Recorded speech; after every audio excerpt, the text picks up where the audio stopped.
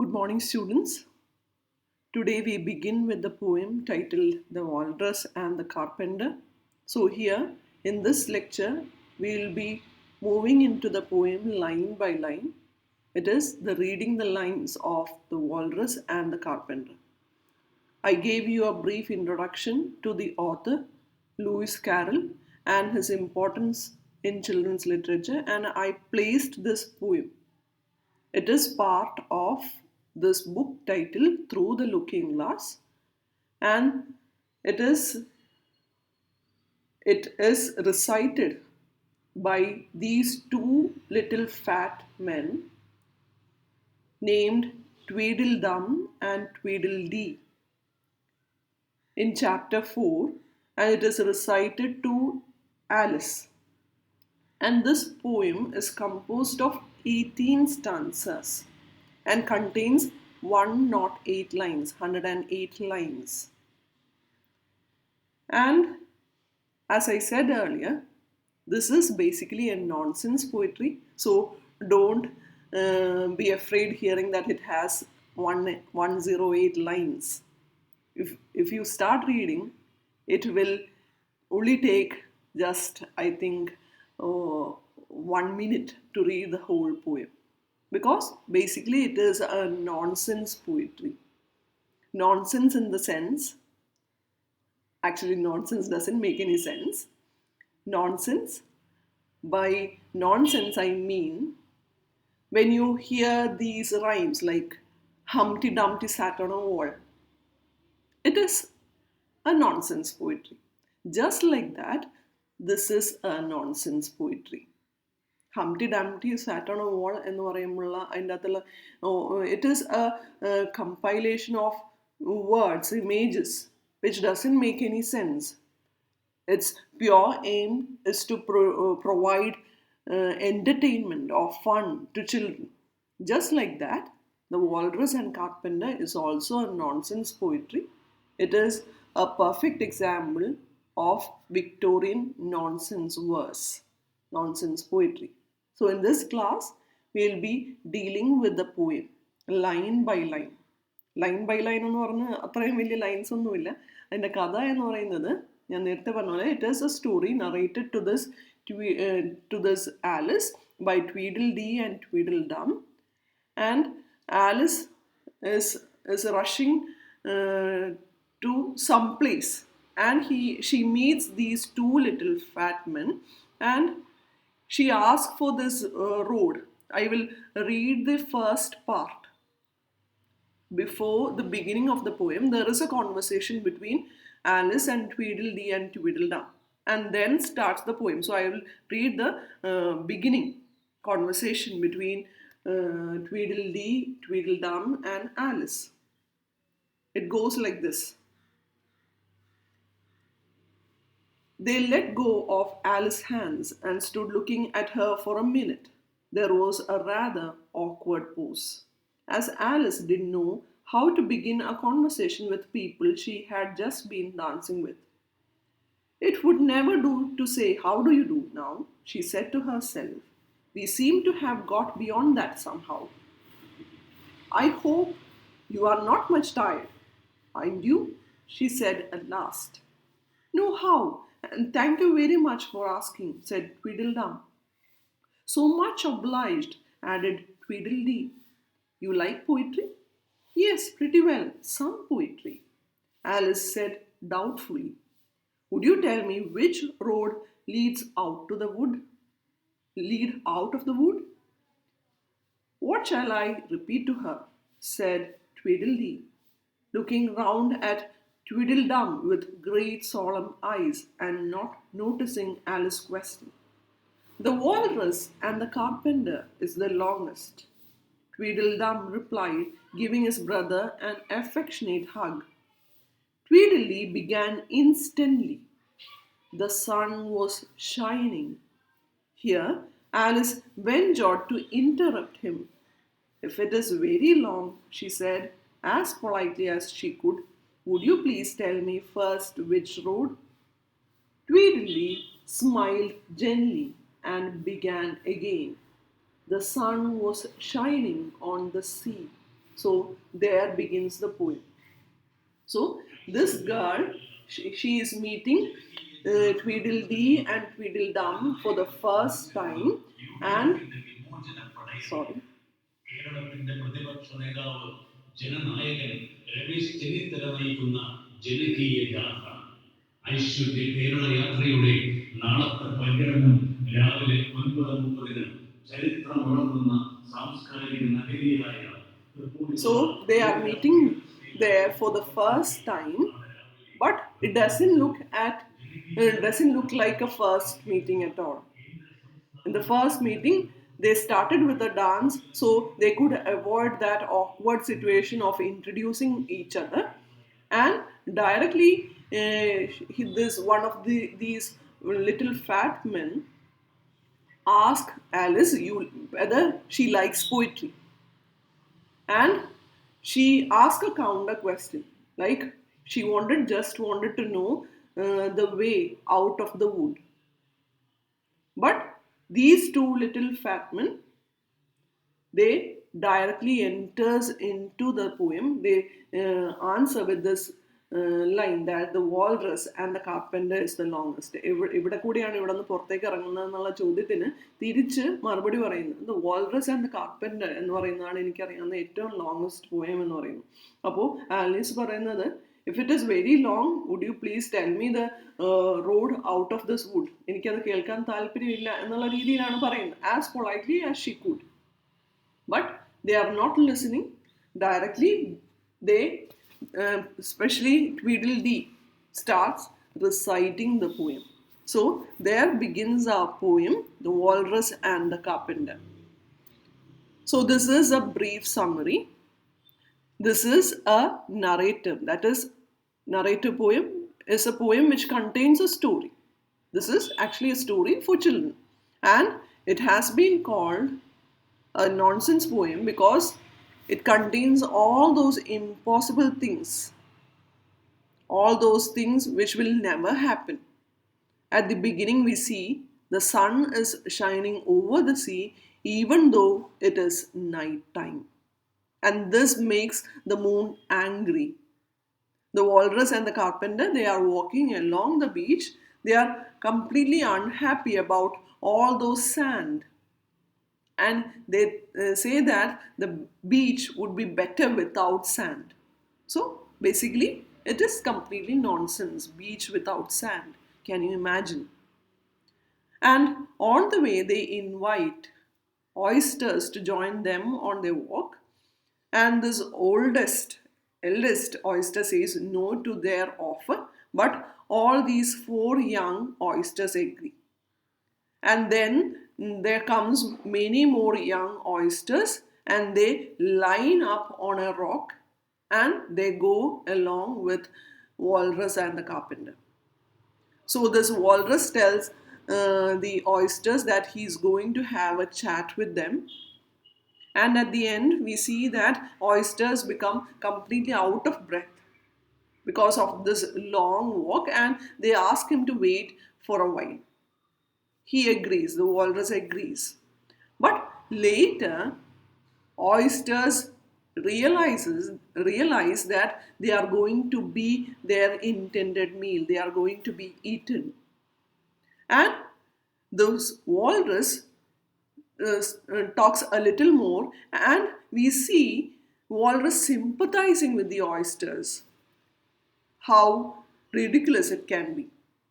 The walrus, who is going to eat all those oysters, is showing sympathy to the oysters. And at the end, we see this walrus and the carpenter both eat the whole oysters, and at the end there are no more oysters left. So this is the brief summary of the poem. Now we look into the poem line by line. These are the first lines. The sun was shining on the sea, shining with all his might. He did very best to make the billows smooth and bright. And this was odd because it was the middle of the night. So here the poem begins with a paradox. Paradox is something like opposites. It presents a peculiar image of the sun shining upon the sea in the middle of the night. And this mention of the sea actually established the setting of the poem, the landscape of the poem, or the setting where this poem is going to happen. That is actually the beach. And you hear a kind of a jaunty rhythm. There is something like a jaunty rhythm in this poem which carries the reader, and it gives a suggestion that it is a very light poem. It is a very light verse, although it gives out all those serious subjects, serious themes like seduction, betrayal, and death. ഇതാണ് അതിൻ്റെ main themes. Seduction, betrayal and death, ഇതാണ് അതിൻ്റെ main themes എങ്കിലും അത് വളരെ light ആയിട്ടാണ് അവതരിപ്പിക്കുന്നത്. These are the next lines.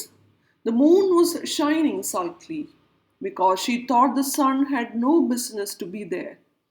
After the day was done, it is very rude of him, she said, to come and spoil the fun.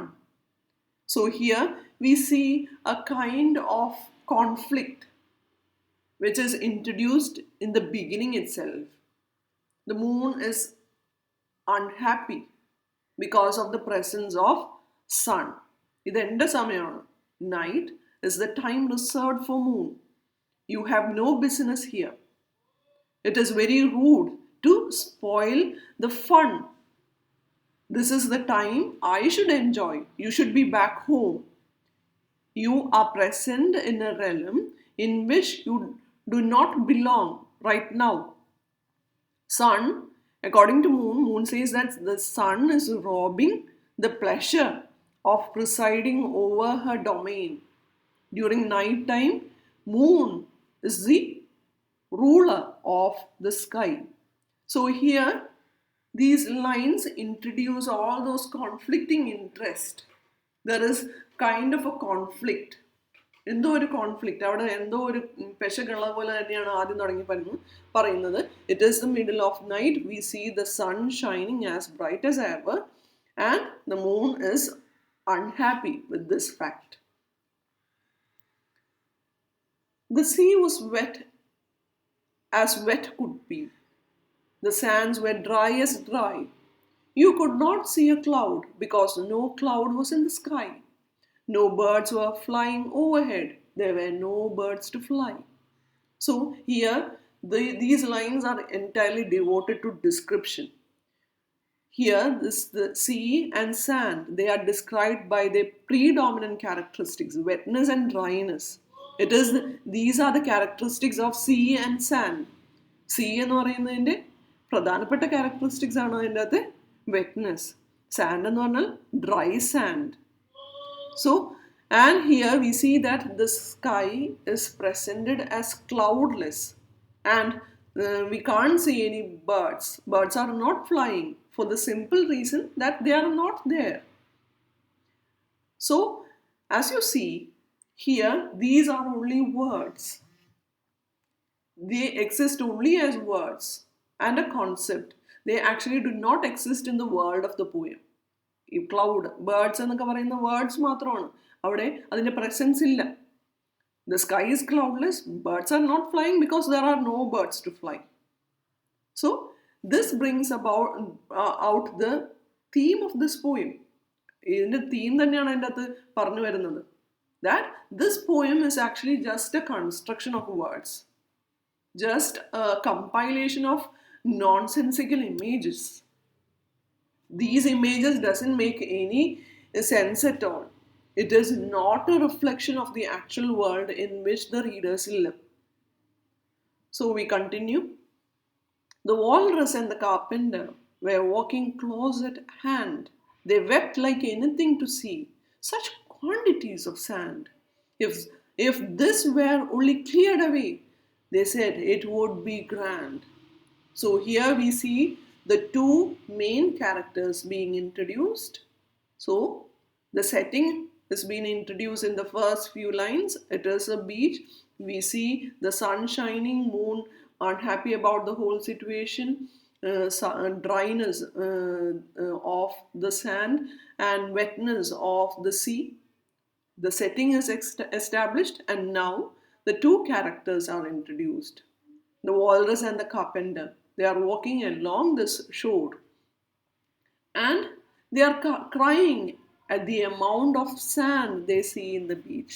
As I said earlier, it is such a ridiculous thing to say that there is such quantities of sand in the beach, and they wanted to clear it away. And they believe that if this were only cleared away, it would be grand. It would be so beautiful. So here we see this that setting for absurdity, all those nonsense. Can you imagine a beach without sand? And then they bring up a solution for clearing out all those sands. They say if 7 maids with 7 mops swept it for half a year, do you suppose, the walrus said, that they could get it clear? I doubt it, said the carpenter, and shed a bitter tear. So their solution is like this: 7 maids should clean or sweep the sands for half a year, for 6 months, and he has this opinion they might be able to clear the whole sand. But Carpenter is so doubtful and he sheds a bitter tear. This question, so here this walrus reflects on the impossibility of clearing the sand from the beach, even if a great effort were dedicated to the entire task. This question is actually meant to be humorous, and this plays with this genre, adds to this genre of nonsense poetry, that whether they could clear the sands, if they could mop this, 7 maids could mop this sand for half a year. And we see this carpenter completely disagree, and he even shed tears. So here, as I said earlier, there is this apparent absurdity of the conversation. ഇവർ തമ്മിലുള്ള കോൺവെർസേഷൻ്റെ ആ ഒരു അബ്സർഡിറ്റി, ആ ഒരു meaningless കോൺവെർസേഷനാണ് നടത്തുന്നത്. Even the fact that they can be having it prepares the reader for the interaction between the two and the oysters. So this conversation actually establish the what is going to come when they meet these oysters. അവർ തമ്മിലുള്ള ആ ഒരു കോൺവെർസേഷൻ്റെ ആ ഒരു setting ആണ് ഇവിടെ കാണുന്നത്. അബ്സർഡിറ്റി എന്ന് പറയുന്നത് അവിടെയും ഉണ്ട് എന്നുള്ള ഒരു സൂചനയാണ്. It indicates that this absurdity will be there till the end.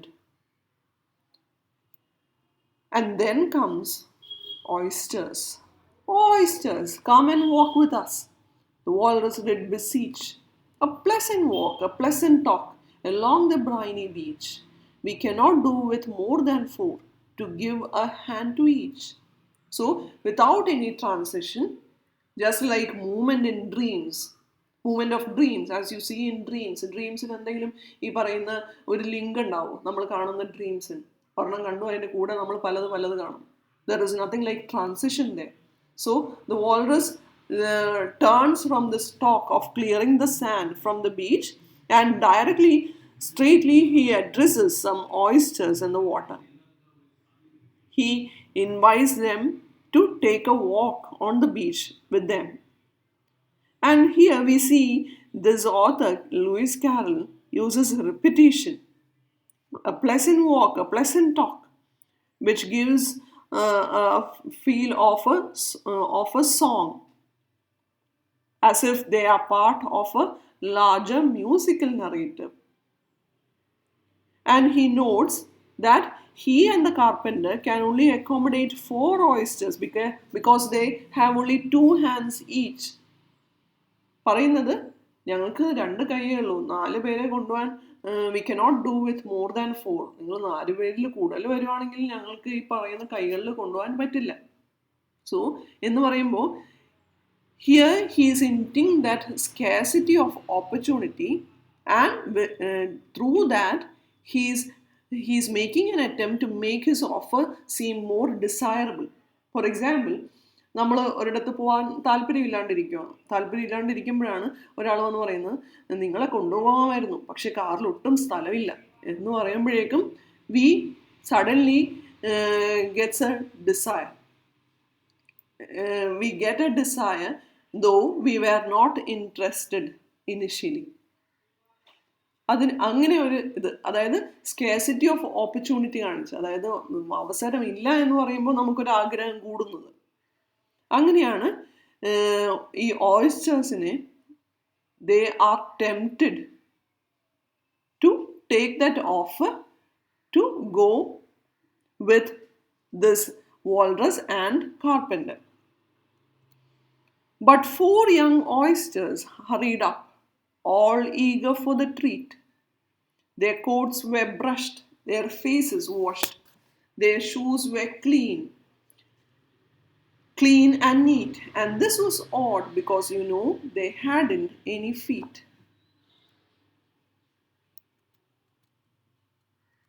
Sorry. Just a second. I missed out 4 lines, I'm sorry. The eldest oyster, so this Walrus and the Carpenter invites these oysters, and we see this eldest oyster. The eldest oyster looked at him, but never a word he said. The eldest oyster winked his eye and shook his heavy head, meaning to say he did not choose to leave the oyster bed. So the eldest oyster, who will be the wise among these oysters, he couldn't accept that offer because he knew that maybe these 2 people, Walrus and Carpenter, they may be trying to deceive them because of his experiences with this world.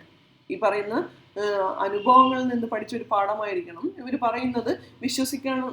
അത്ര വിശ്വസിക്കാൻ പറ്റുന്ന അതിരിക്കുകയാണ് ഈ പറയുന്ന eldest oyster. So he sits there with this heavy head, and he wanted to tell them that he's not ready to leave this oyster bed.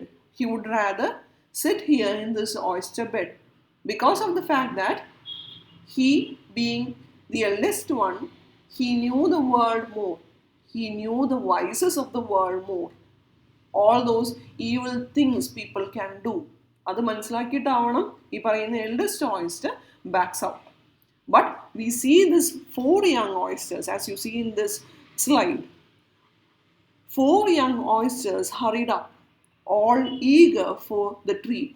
Their coats were brushed, their faces washed, their shoes were clean and neat. And this was odd because, they hadn't any feet. Here, these 4 young oysters, they are seduced by this walrus invitation, and they leave the water to join this walrus and the Carpenter on the beach. അവർ പറഞ്ഞപ്പോൾ തന്നെ അവർക്ക് they are seduced by this invitation, by this offer. They are ready to leave their oyster bed and follow them. Here we see that these oysters are actually given all those human characteristics. Even in the case of Walrus, it is given those human characteristics. It is known as anthropomorphized. And these oysters, Walrus, they are actually personified as excited children. They are ready, children who are ready for an adventure. നമ്മൾ കുട്ടികളോട് ഇന്ന് നമുക്ക് പുറത്തു പോകാമെന്ന് പറയുമ്പോഴേക്കും അവർ ഒന്നും ശ്രദ്ധിക്കില്ല. അവരെന്താണോ ചെയ്തുകൊണ്ടിരിക്കുന്നത് അത് അവിടെ ഉപേക്ഷിച്ചിട്ട് they become so excited. And here we see this excitement of these oysters. They brush their coats, they wash their faces, they polish their shoes. But ഈ പറയുന്ന humanization of these oysters, അത് പിന്നെയും ഒരു നോൺസെൻസിലേക്ക് പോവാണ്. എവിടെ? In the last 2 lines of the stanza. ഈ പറയുന്ന shoes polish ചെയ്യുന്നു എന്ന് പറഞ്ഞിട്ട് പിന്നെ അതിൻ്റെ കോൺട്രഡിക്ടറി ആയിട്ടുള്ള കാര്യമാണ് പറയുന്നത്. This oysters do not have feet. Basically this is a nonsense poetry. It is, we see here the mixture or blending together of what is fantastical or imaginary and the action. Here, this poem not only adds to its nonsenseness, also it gives out a signal that it is a fable. ഒരു കഥ, കഥയിൽ ഈ പറയുന്ന logic ഉണ്ടാവണമെന്നില്ല. And along with that, it is cautioning the reader not to fall for word tricks. നമ്മൾ ഈ പറയുന്നത് their coats were brushed, their faces washed, their shoes were clean and neat എന്നൊക്കെ പറയുമ്പോൾ we fall for all those word play. പെട്ടെന്ന് നമ്മൾ imagine ചെയ്യാൻ തുടങ്ങും അവർ quotes brush ചെയ്യുന്നു, പക്ഷെ അതിൻ്റെ അവസാനം they have no feet എന്ന് പറയുമ്പോഴേക്കും the whole structure of images we imagined, it crumbles. And this is actually alluded to by the fact that in the novel the poem is recited to Alice rather than she finding it in a book. The story is recited to Alice rather than she being reading in a book. And here the story, it is a very strange one, but not in the context of Wonderland. ഈ പറയുന്ന വണ്ടർലാൻഡിൽ എന്തോ സംഭവിക്കും? Wonderland എന്ന് പറയുന്ന ആ സ്ഥലത്ത് it is full of nonsense. അതിൻ്റെ അകത്തിരിക്കുമ്പോൾ ഇത് ഈ പറയുന്ന നോൺസെൻസ് ആണെന്ന് തോന്നില്ല. അതിൻ്റെ പുറത്തേക്ക് എടുക്കുമ്പോഴാണ് നമ്മൾക്ക് ഇറ്റ് ഈസ് കംപ്ലീറ്റ്ലി നോൺസെൻസ് എന്ന് നമ്മൾക്ക് മനസ്സിലാവുന്നത്. 4 other oysters followed them. After 4, yet another 4. And thick and fast they came at last, and more and more and more, all hopping through the frothy waves and scrambling to the shore. So after these first 4 oysters, then they are followed by 4 more, and then comes all those groups of oysters all quitting the water for the beach. All are seduced. ഈ Pipers ഇതിൽ പോലെ ഓരോരുത്തർ പുറകെ പോകുന്നു. So here it is about the psychology of mass movements. Once a process is set in motion, people often follow others blindly. നമ്മൾക്ക് നമ്മളുടെ തന്നെ ജീവിതത്തിലുള്ള എക്സ്പീരിയൻസ് ഉണ്ടാവും. ഒരാൾ ചെയ്യുന്ന കാണുമ്പോൾ നമ്മൾ ചെയ്യുമ്പോൾ നമ്മൾക്ക് പുറകെ വരുന്ന ആൾക്കാർ ചെയ്യും. അതിൻ്റെ ഒരു മീനിങ് മനസ്സിലാക്കാനോ അതിനെ കുറിച്ച് കൂടുതൽ അറിയാനോ നമ്മൾ പോകാറില്ല. അതിൻ്റെ ആ ഒരു സൈക്കോളജിയാണ് ഇവിടെ പറയുന്നത്. And here, all these repetitions, hopping, scrabbling, all those rhythms, it is used to build up tension as though something is about to happen. The Walrus and the Carpenter walked on a mile or so, and then they rested on a rock, conveniently low. And all the little oysters stood and waited in a row. So this Walrus and Carpenter, they walk along the beach for a few miles, and all these oysters follow them.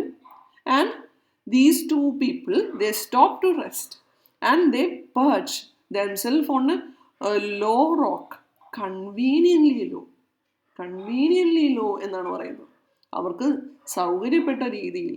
അപ്പോൾ നമുക്ക് കുറച്ച് കഴിഞ്ഞാണ് എന്താണ് ഈ സൗകര്യപ്പെട്ട രീതിയിൽ അല്ലെങ്കിൽ conveniently law എന്നുള്ളതിൻ്റെ അർത്ഥം മനസ്സിലാവുന്നത്.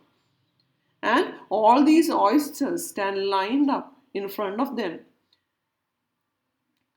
And these Walrus and Carpenter, they have mesmerized the oysters with expectation. Oysters believe that something great is going to happen. This is something like a great time they are having with this Walrus and Carpenter. The time has come, Walrus said, to talk of many things, of shoes and ships and sealing wax, of cabbages and kings, and why the sea is boiling hot, and where the pigs have wings. Yet a compilation of all those nonsense images. The Walrus addresses the waiting oysters He tells them that this moment has arrived, that great moment has arrived to discuss a variety of matters. It is a rather random list. നിങ്ങൾ തന്നെ നോക്ക് of shoes, and then comes about ships, sealing wax, of cabbages, of kings, why this sea is hot, why pigs, whether pigs are winged. Here, this walrus is acting like a con man, a man who plays tricks. His major aim is to confuse the oysters rather than offering any real information. It contains all those nonsensical things. We will talk about grave issues, serious issues. ഏതൊക്കെ കുറിച്ച്? ഷൂസിനെ കുറിച്ച്, ഷിപ്സിനെ കുറിച്ച്. So these perfectly rhymed lines, it gets to the heart of this nonsense poetry, and it reveals the world that Carol was trying to create. It is about everything and about nothing. എല്ലാത്തിനെയും കുറിച്ച് സംസാരിക്കാം, പക്ഷെ ഒന്നുമില്ല. But wait a bit, the oysters cried, before we have our chat, for some of us are out of breath, and all of us are fat. No hurry, said the carpenter. They thanked him much for that. So the oysters interrupt the walrus, who is there going to talk about all those variety of matters. Oysters interrupt.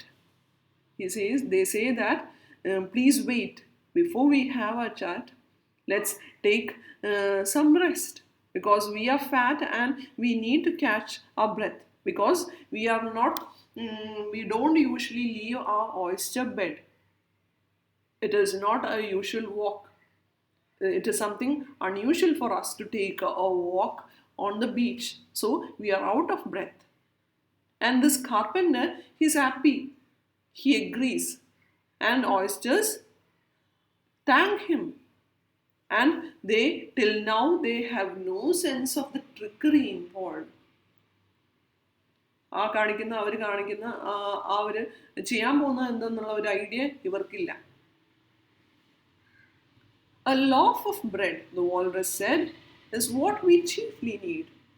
Pepper and vinegar, besides, are very good indeed. Now, if you are ready, oysters dear, we can begin to feed.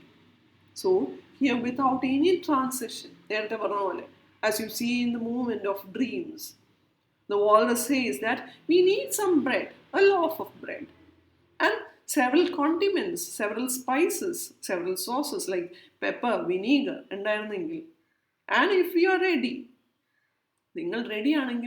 we can begin to feed. So here he uses this first person plural, which tries to give out, or it doesn't reveal that the walrus and carpenter, they are not intending to eat them. We can begin to feed എന്നാണ് പറയുന്നത്. We can begin to feed എന്ന് പറയുമ്പോൾ അതിൽ നിങ്ങളെയാണ് കഴിക്കാൻ പോകുന്നതെന്നുള്ള ആ ഒരു ഇതില്ല. നമ്മൾ ഒരുമിച്ച് കഴിക്കാമെന്നൊരു മീനിങ് ആണ് പിന്നെയും ഓയിസ്റ്റേഴ്സ് കിട്ടുന്നത്. But suddenly these oysters realize the truth. But not on us, the oysters cried, turning a little blue. After such kindness, that would be a dismal thing to do. The night is fine, the walrus said. Do you admire the view? So these oysters finally realize with helpless shock. Now nothing can be done. They are completely away from, they are off the premises. They are completely away from their oyster bread. And now they understand that they are the intended meal. We can begin to feed in അർത്ഥം നമ്മളെയാണ് അവർ കഴിക്കാൻ പോകുന്നതെന്ന് അവർ മനസ്സിലാക്കുന്നു. And oysters protest against such behavior. They turn into blue color with shock. And they tell these two people, Walrus and Carpenter, that after such kindness, It is a very cruel thing to do. നിങ്ങൾ ഇത്രയും കാണിച്ച കരുണയ്ക്ക് ശേഷം ഈ ചെയ്യുന്നത് വളരെ it is very dismal. And the walrus responds only by speaking of the clarity of the night. അതിന് തിരിച്ചെന്താണ് മറുപടി പറയുന്നത്?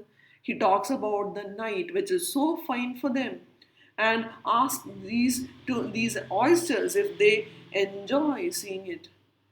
Do you admire the view? So then oysters understand that they are completely trapped.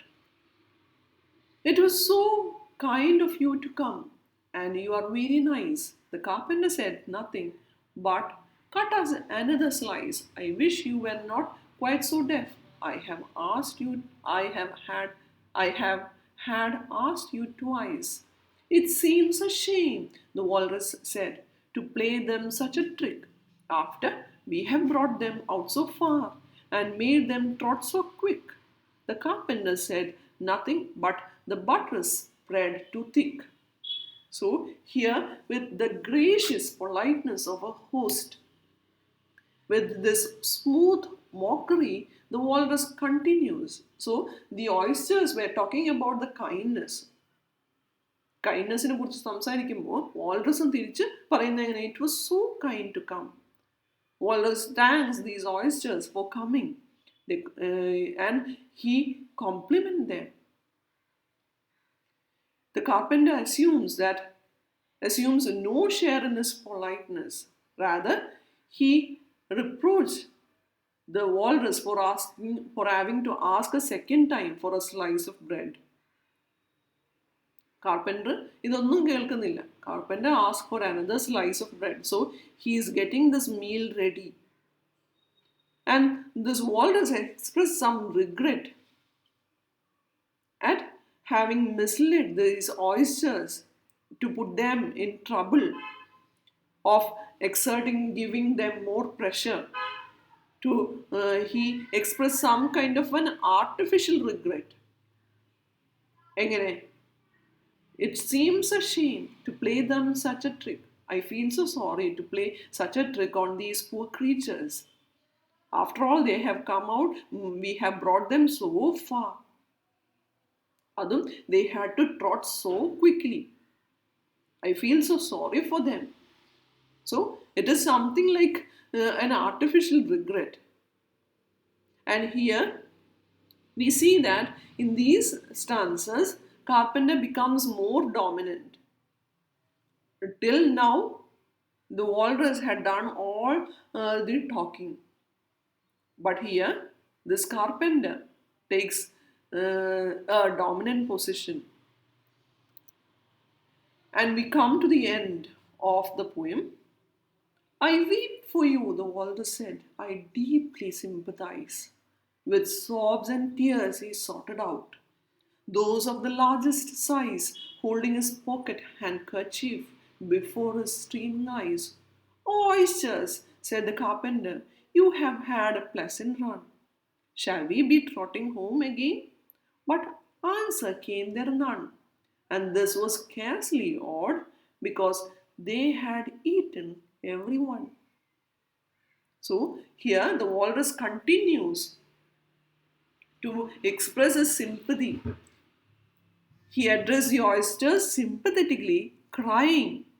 He says that I deeply sympathize, and he starts crying, and he takes one of those largest size of handkerchief to wipe his tears. And in the final stanza, the carpenter acts like an ironist. Ironist എന്ന് പറഞ്ഞാൽ irony. What is irony? Irony is something like you say something but you mean another. നിങ്ങൾ ഒന്ന് പറയുന്നു പക്ഷെ meaning വേറെ ആയിരിക്കും. അതിൻ്റെ opposite മീൻ ചെയ്യുക. അതാണ് നമ്മൾ അവസാനം കാണുന്നത്. He is talking about, he is actually mocking the fate of these oysters. He starts speaking as if they are still alive, although he knows that they are not, because they have eaten them all. So he once again addresses these oysters He comments upon all those fine exercise they have done, walking along with them, and ask this question that whether they like to go back to their home. And we understand the absurdity of that question in these last line. It is scarcely odd, it is very strange to ask such a question because there are no more oysters left to reply. ഈ പറയുന്ന ചോദ്യത്തിന് ഉത്തരം കൊടുക്കാൻ വേറെ അവിടെ ആരുമില്ല. Shall we be trotting home again എന്ന് ചോദിക്കുമ്പോൾ നമ്മൾ we expect a reply from these oysters. But strangely, there are no oysters left because they have eaten them all.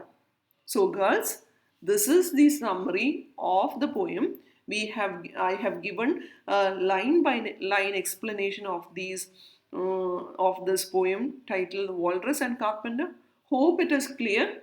Please read the poem, and along with that, I will be posting a video. Disney ഇതിൻ്റെ ഒരു cartoon form ഇറക്കിയിരുന്നു. It is actually not something like the original one. ഈ കാണുന്ന അതേപോലെയല്ല, there is something like variations, പലതരം variations ഉണ്ട്. അതും കൂടെ ഞാൻ ഇതിൻ്റെ കൂടെ പോസ്റ്റ് ചെയ്യാം. Please watch it and please read the poem for yourself. As I said earlier, this is a poem meant for children. So നമ്മൾക്ക് ഈ പറയുന്ന 108 lines ഉണ്ടെങ്കിൽ it barely takes 5 minutes to read the entire poem. So I hope you have enjoyed the poem, you understood the poem. So that's it for today. Thank you, girls. Have a nice day.